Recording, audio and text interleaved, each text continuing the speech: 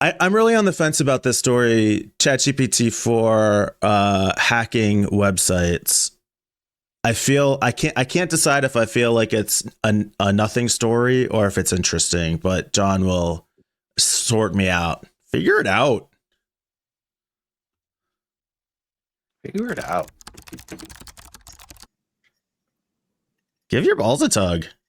Give your balls a tug. That's like, I was like, what was that balls thing he always says? Figure You it haven't out. seen the show Letterkenny? Go watch it. It's funny. Letterkenny, it's awesome. They just had their final season. I think it was like season. No, I haven't 7. seen it yet. I have to. It's pretty good. Like 12. It's like season 12. Oh, was it that many? Yeah.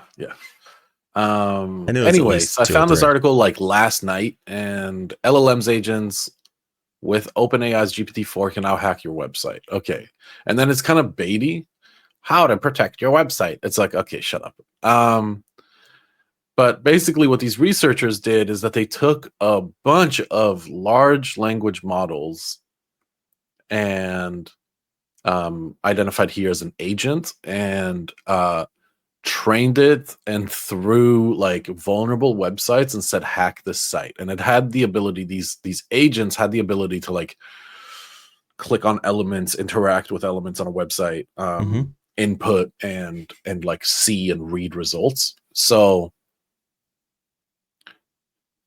basically all of them failed besides GPT-4, but by a huge amount. Most of them could do anything. Margin. GPT 3.5 would get lucky every once in a while, but GPT-4 was like dominant in this exercise. It's actually kind of a scary percentage. So GPT-4 in this exercise, I want to say that it attacked something like, was it 5 hosts?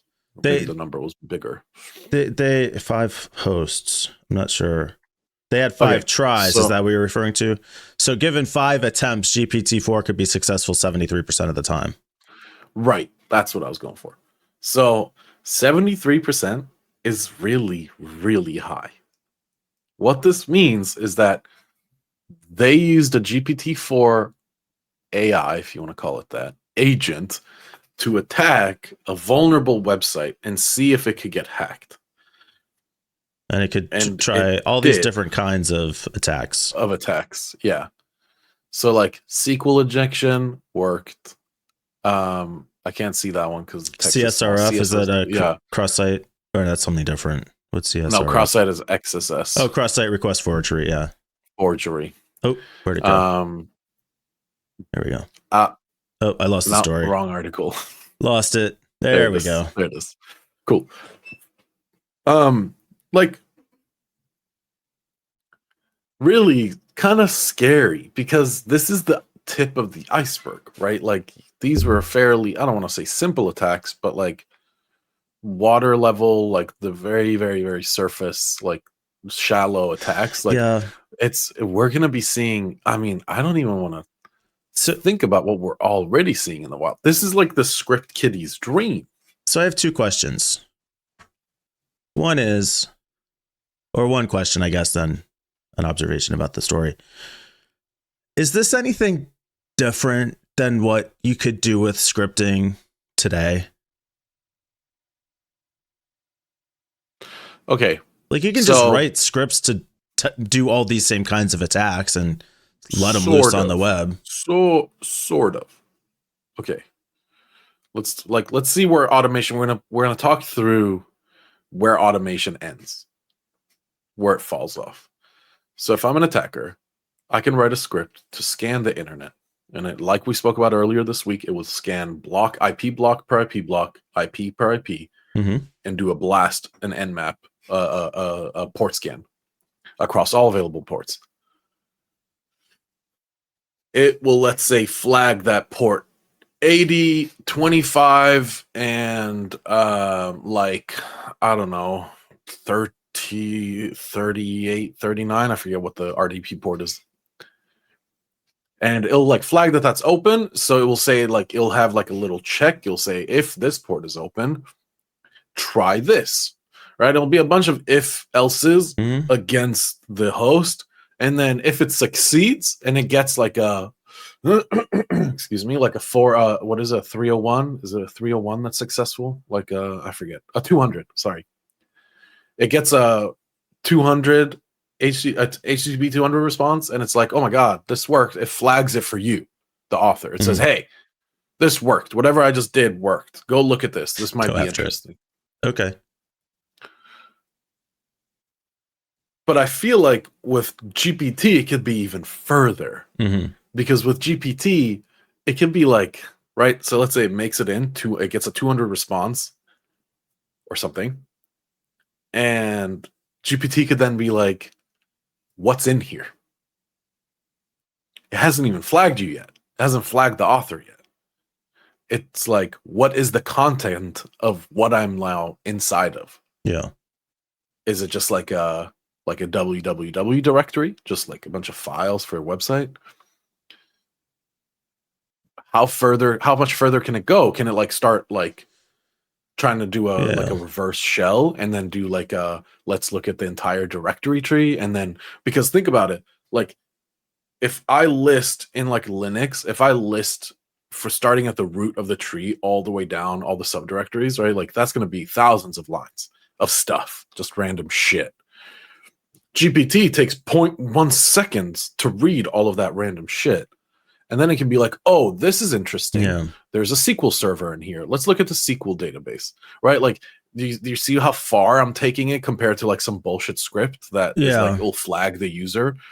It can keep going deeper and deeper into the attack. It's to the point where it could be a whole life cycle of an attack. Yeah. And the only thing that the author cares about is like, well, what did you pull? Did you like download any like any sensitive stuff? It still just feels like more sophisticated automation, I guess. Of course it is. I'm not 100%. It is way more sophisticated. That like is AI to the point that it's actually learning from its own activities at this? Like, asking ChatGPT questions doesn't make ChatGPT better at asking questions. No, because you have to tell it. So I don't know how much you've used ChatGPT, but OpenAI will sometimes prompt you with 2 answers. And it'll say, they'll be slightly different. Slightly. Usually they'll be the same, the same end result, but like, it'll say, hey, which one is better? Help us make ChatGPT-4 better. So you'll pick one. And, you know, if there's a million users on OpenAI's ChatGPT, like, those users are training the AI. Yeah. So you still need to, because if you remember back in when they were training GPT-2 and 3, they were using, I think it was Kenyan contractors, thousands of them, who were sitting and just correcting ChatGPT. Right? It's called, what is it? Human guided learning. Yeah, something like that. Yeah. So that's still the case. ChatGPT can't like self-improve. Yeah. You still have to correct it or like recommend for it. It seems like that's going to be an important part of this being more useful. But when we were talking about GPT-4, this researcher obviously didn't use ChatGPT. OpenAI has safeguards, so they probably, my guess is, I got so bored from the research paper, I didn't actually get to this part, but my guess is that they either trained a GPT-4, which is kind of crazy if they did, or they purchased some wild thing from OpenAI that lets them use like a unhinged GPT-4. Because the safeguards that are in place for ChatGPT are very, very locked down. Like it's kind of hard to jailbreak it to do something like this. And then also like how do you get it to control elements?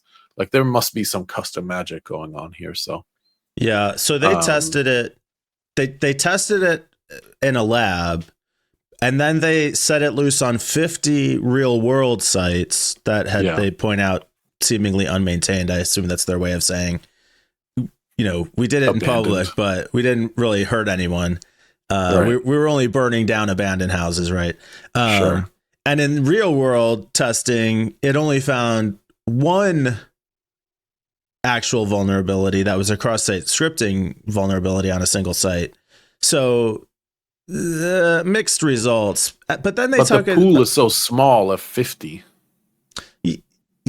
Yeah, I guess. I don't know. I don't know how to gauge it. So then they said, in terms of cost analysis, that they estimate that GPT-4 can do, you know, based on the volume that it can attack at once, it would be basically $10 per attack versus $80 for a human cybersecurity analyst to perform the similar tasks. But as we talked about, GPT-4 is only going to go so far.